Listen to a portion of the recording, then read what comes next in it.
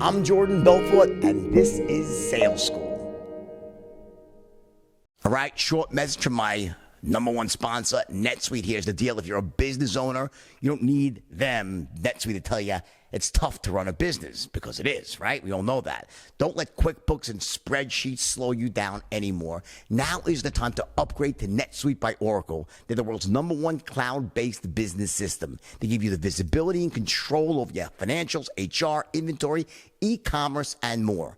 You want to join over 24,000 companies using NetSuite right now. So schedule a free product tour now at netsuite.com/school. That's netsuite.com/school. I was going through yesterday the straight line location check, right? Where are you on the straight line?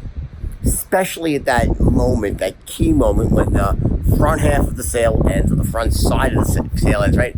And the back side begins. Where are you? And, you're not halfway, that's for sure, right?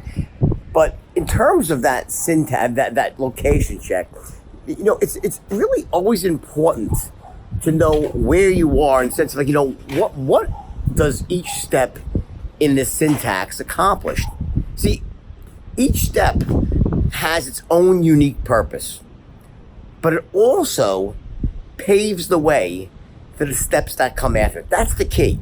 See, remember, there's a reason why the steps are in a certain order. So yeah, there's no doubt, listen, obviously, at a certain point in time, you have to gather intelligence, right? While you always want to be asking questions, at a certain point in time, yeah, intelligence gathering is going to be that key linchpin. That's what you're doing. You need to extract the information to find out if your buyers qualify, if they want it, need it, they can afford it, right? Whatever it is you're selling, right? So there's that for sure, right? You have to know that information, right? But in addition to that, if you gather intelligence correctly, it also paves the way. It sets the stage. It lubricates for what comes after, meaning your presentation. You gather intelligence, which then allows you to not just build rapport, which lubricates what happens going forward, but also it gives you the information that you need to tailor your presentation, and especially your follow-up presentations, to directly suit your prospects' needs. You get it?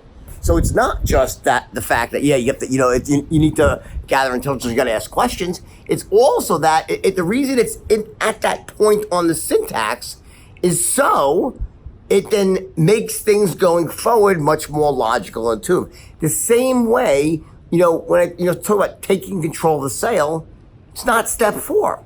Taking control of the sale is an absolute must. Why? Because control allows you to what? Make every sale the same.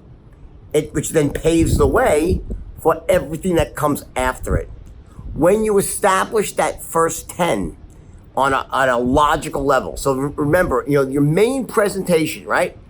That first language pattern that, when you say name of the company, name of the product, whatever it is you're selling, you explain your product, right? That obviously is focusing on what? The first 10 logically. That's what you're doing. You're creating you're framing your airtight logical case. But what it also does, it then frees the prospect up to be moved emotionally. There's a reason why we put this thing first, that thing second, that thing third. Everything in the straight line has its position on the line for a reason. That's what the syntax is all about. And a perfect example of this is like when someone breaks the syntax, is when someone will start trying to close while they're qualifying. They start asking qualifying questions, intelligence kind of questions, and then that prospect will elicit a pain point, reveal one. My product is perfect. And you start going off script and start closing. You start, tell them, don't worry, and you jump off syntax. You get it? So the reason everything is in its place on the line is because each item serves its own unique purpose, and it also paves the way for everything that comes after it. Step number 1, real quick, you take immediate control of the sale. And as part of that, you start building rapport, right? By sounding sharp, enthusiastic, you build rapport, right?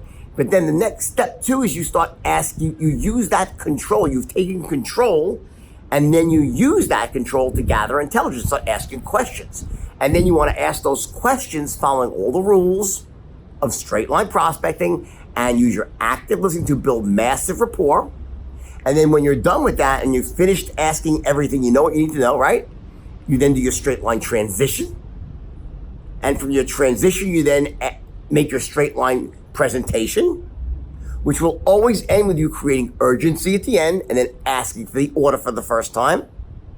You then want to deflect the first objection and then loop back and build certainty for all 3 tens through looping. Ask for the order a second time. You get hit with an objection, you're going to rebut that objection. You'll loop back again. Now you'll start building even higher levels of certainty for the first and second 10, but you'll also start future pacing for emotional certainty. And this time you'll lower the action threshold and if possible, step down the size of the order you asked for. Ask for the order again. You hit with another objection, you loop back again. You see, guys, this is really easy. And what happens is, just remember, the visualization of the straight line, what you do first, what you do second, what you do third, where it actually belongs on the line, it's the order in which you go about creating certainty. Don't forget that. It's a straight line for a reason. Yeah, the shortest distance between 2 points is a straight line. But the point is, in this context, a straight line represents the order in which you go about transferring the certainty that you have inside of you to your prospect. That's the bottom line. Remember your syntax. Follow the steps. And believe me, you'll be glad you did. I love you all. Guys, have a great weekend. Listen, I know this is I've heard a lot of great comments on the platform this week. You guys doing unbelievable. Come on, kick it up a fucking notch, guys. We sold I think a lot of you got the Stratton manual, which I think was a great thing. That was my gift. You understand what happened. The reason I offered you guys the Stratton manual was because I wasn't offering it in the last few weeks. I started offering it and everyone is buying it. So I was like, fuck, it's not really fair because I had 12,000 or 13,000 people had signed up before and didn't get the opportunity. So I gave you guys this ridiculous deal. So my point is that if you did buy it, please use it. Just don't buy it for a collector's item. Use it. Take out the key language patterns. Take out the rebuttals to help you. Model it, and believe me, it will have a massive impact.